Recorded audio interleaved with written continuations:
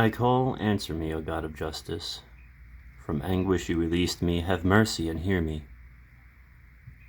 O men, how long will your hearts be closed? Will you love what is futile and seek what is false? It is the Lord who grants favors to those whom he loves. The Lord hears me whenever I call him.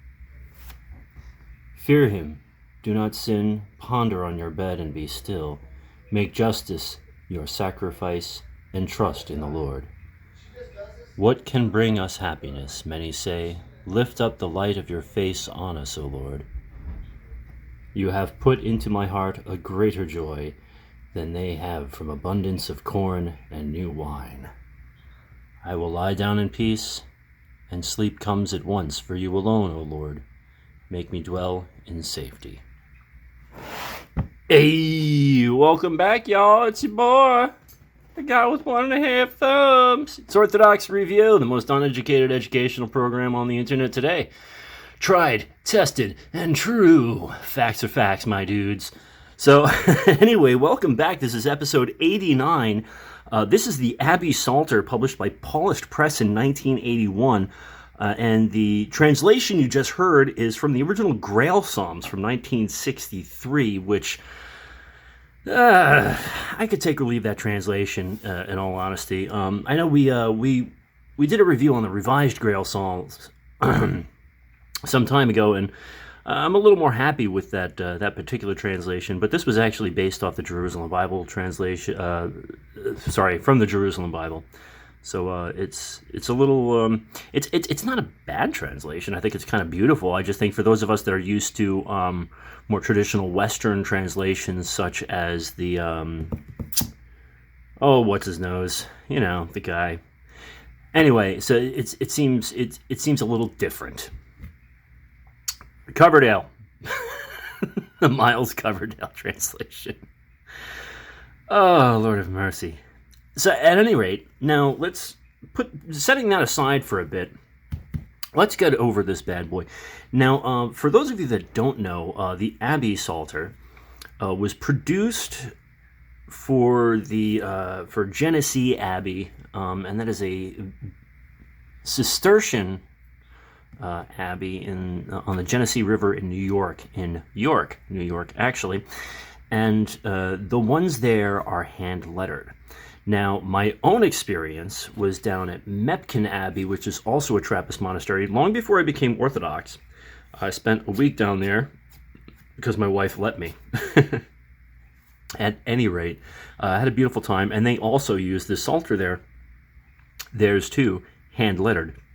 But they sold these in the bookshop, and I was quickly chastised for buying one, and then eventually gave that copy to a friend of mine who is now an Episcopal priest.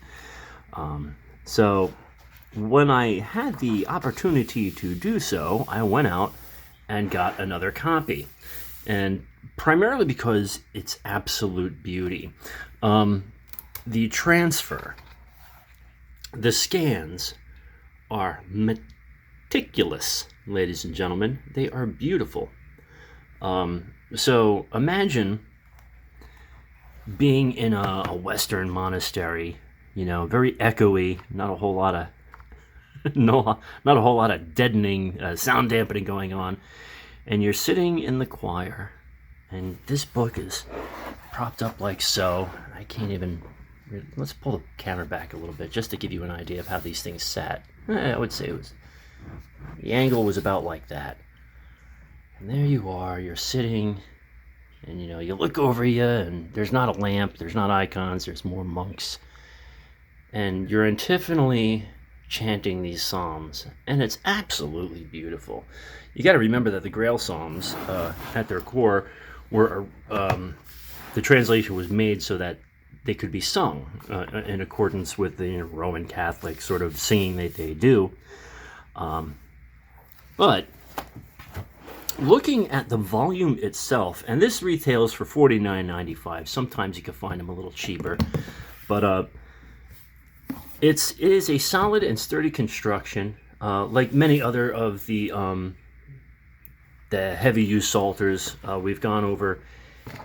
on the show before, so the construction is sewn and glued. It does lay pretty flat. It's not. I don't think it's necessarily Smythe sewn, but it might as well be.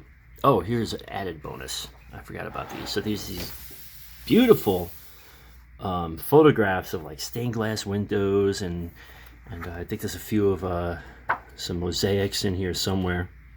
It does also contain the biblical odes, so that's also a thing you'll find in here. So this really is, there's another one, really is something that you may not necessarily use, but if you are a collector of liturgical texts or Bibles or Psalters, this is probably something you're going to want to have in your collection because it's just beautiful. The other thing I will say about it, it is no frills, and I like that. It doesn't even tell you what printing the edition is. It's simple, black and red and gray, and that's it. There is a foreword from Abbot John Eudes Bamberger, German. So, and really, it's just like so many other psalters on the market. They talk about how important it is to read the Psalms and blah, blah, blah, blah, blah, blah, and why this was printed because a number of guests at the monastery were like, that's beautiful, so they printed them. So outside of that, there's really nothing, and it is, of course, the Hebrew numbering. There's not much to say about it, but, and I'm sorry, this camera's really not doing it any justice, because, like, the cream paper that was chosen, the weight of the paper, the printing, it's not like laser printed, it's like printed. The lines, the cut lines, let me see if I can, like, that is so close to square. Come on, focus. It's not going to focus. Anyway, and pretty nondescript. It's, like I said, there's nothing to it. There was no dust jacket or anything. What does come with is, this is usually, because it's usually shrink wrapped, and so this is on the back of it. And that's really all you get. So for what it's worth, if you are a fan of Psalm translations, if you are a fan of absolute beauty,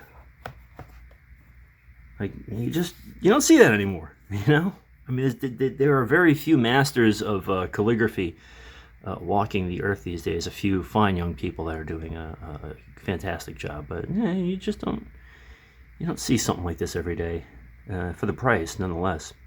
So at any rate, I would highly recommend going out and getting a copy if you are a fan of collecting psalters and maybe having something beautiful in your icon corner to help you along.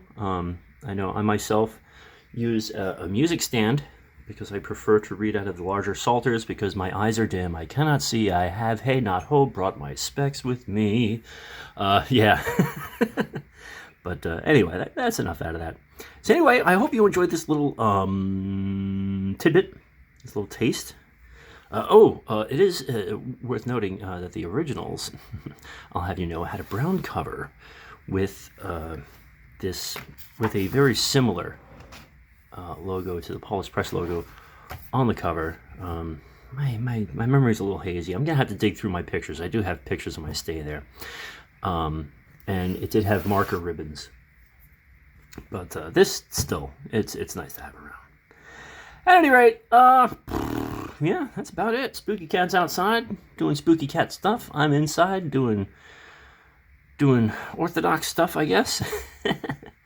And I hope you're all having a blessed nativity fast in this Advent season. And I look forward to bringing you much more this December, since I kind of been slipping lately. Anyway, on behalf of Spooky Cat, her mom, and myself, thank you so much for sticking around and supporting the show. It means the world to me. I love you all very much. I am still praying for you. Don't forget to go to church, say your prayers, and remember God. God bless.